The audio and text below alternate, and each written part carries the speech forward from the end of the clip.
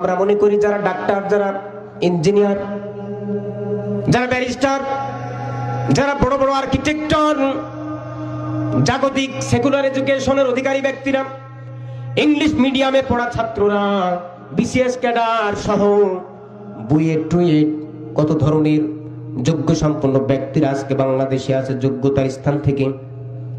ভাইরা আমার, আমরা মনে করি পার্থিব শিক্ষায় শিক্ষিত ব্যক্তি হলো দামি উত্তম, কিন্তু আল্লাহ তাআলা বলেন যে যারা ঈমান আনবে, সৎকর্ম করবে, তারাই হলো সর্বোৎকৃষ্ট। সুবহানাল্লাহ বলি। রাসূল সাল্লাল্লাহু আলাইহি ওয়াসাল্লাম বলেন, খায়রুকুম মান তাআল্লামাল কুরআন ওয়া আল্লামাহু। যারা কোরআন শিক্ষা করেছে তোমাদের মধ্য থেকে, তারাই হলো উত্তম, তারাই হলো সর্বোৎকৃষ্ট। সুবহানাল্লাহ বলি।